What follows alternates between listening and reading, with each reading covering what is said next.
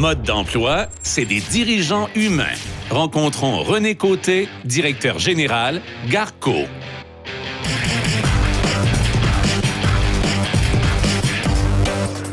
Ça nous fait très plaisir à Mode d'emploi de vous présenter aujourd'hui un entrepreneur de la région de Québec qui permet à de nombreuses familles de travailler depuis maintenant 20 ans dans un domaine bien précis. René Côté, bonjour. Bonjour. Vous êtes donc directeur général chez Garco, ancien président. On va expliquer pourquoi dans quelques instants. Mais d'abord, je veux que vous nous parliez de la création de Garco. Parce qu'on parle du domaine de la construction, mais là, on est dans un domaine bien précis. D'abord, la création de Garco, il faut savoir que d'origine, je suis un opérateur d'équipement lourd. Et de père en fils. Wow. En passant. J'ai voulu créer ma propre job. OK. Tout d'abord, c'est vraiment en mode survie. Hein? C'est pour faire vivre ma famille. OK. Parce que je suis arrivé à l'automne, en discutant avec ma conjointe, on a décidé, on décolle en affaires. On a pris un gros risque parce qu'on avait quand même 4 enfants à la maison. C'était pas évident. Ah non, c'est pas... Fait que ça a été pendant plusieurs années, j'ai été longtemps le seul maître à bord. Je faisais de tout. J'opérais les équipements, je faisais la comptabilité avec ma conjointe, je posais les conduits dans le fond du tranchée. Vous vous occupiez de 4 enfants à part de ça. Oui, mais disons, C'est impressionné. ça j'admets que ma conjointe m'a ben non, énormément c'est un aidé travail à l'époque là-dessus. C'était un travail d'équipe, c'était un choix qu'on avait fait. Mais c'est un travail bien précis, là. Parce que dans le fond, c'est une spécialisation que vous en avez fait. Oui, on en a fait une spécialisation dans les années futures. OK. Mais au tout début, il faut vraiment comprendre que c'était un mode survie. Ça veut dire on créait notre propre emploi. OK. Après ça, on a su développer des spécialités. Une expertise. Une OK. expertise et des spécialités à l'écoute de nos clients. Parfait. C'était ça surtout. C'était quoi la demande, dans le fond, dans quoi? La demande, c'était des travaux d'excavation majeurs OK. dans un minimum d'espace, dans des endroits restreints. Et c'est sûr que ça prenait des machines, tout le monde peut en avoir des machines comme on a. Par contre, l'expertise de celui qui est assis sur la machine, ça, c'était très, très important. Et c'est comme ça qu'on a pu développer en affaires, en entreprise. On a pu développer comme ça. Bon, on comprend que dans les débuts, ça n'a pas dû être facile, là. Ah non, on travaillait à l'heure, on travaillait un peu n'importe comment. On faisait erreur, essai, erreur. Hein? C'était, évidemment, on commençait. Mais là, vous célébrez 20 ans. Comment vous avez fait pour garder le cap?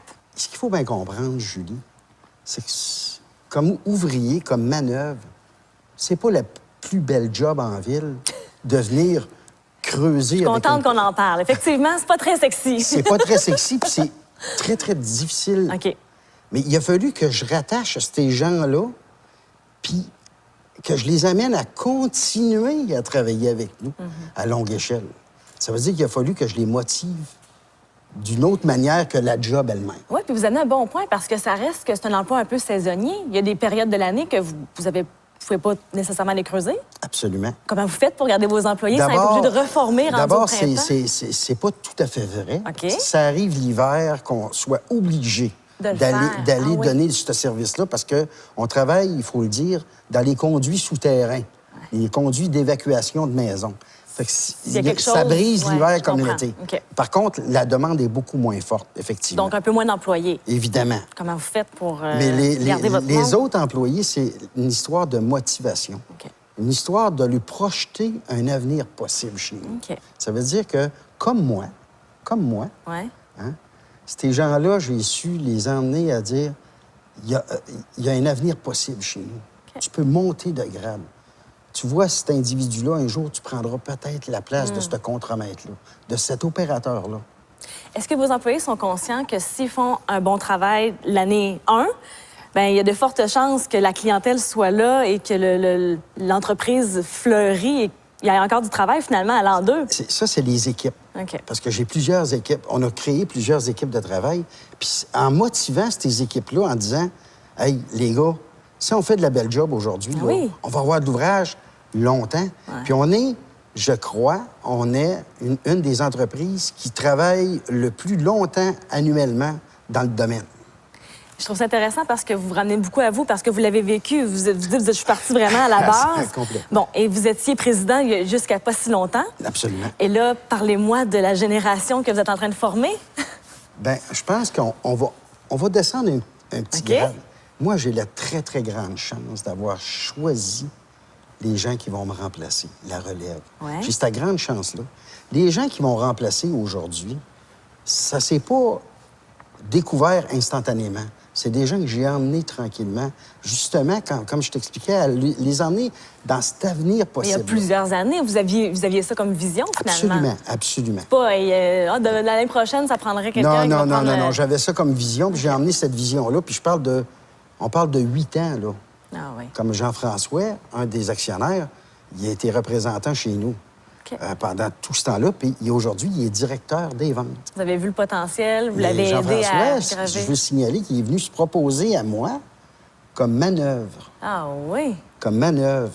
J'ai dit à Finalement, Jean-François, non, Sa force, c'était... ta force, c'est ailleurs. les ventes. Mais tu vas faire 6 mois de manœuvre pour bien savoir ce que tu vas vendre. Je veux terminer en soulignant le fait que vous êtes un entrepreneur impliqué en plus dans la région de Québec. Alors, je veux vous en remercier parce que je connais des fondations qui m'ont parlé de vous en bien. Ah, c'est bon. Et je sais que c'est très important pour vous. Vous êtes un homme de cœur. Vous n'étiez pas obligé de le faire. Vous le faites pour les vraies et les bonnes raisons. Oui, mais on a été aussi touchés surtout. Puis je pense que ça, c'est important. L'entreprise va bien.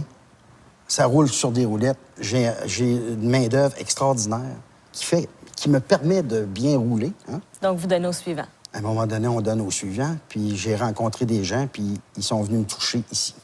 Bien, vous venez de nous toucher également. Merci beaucoup pour cette belle rencontre, René. C'est gentil.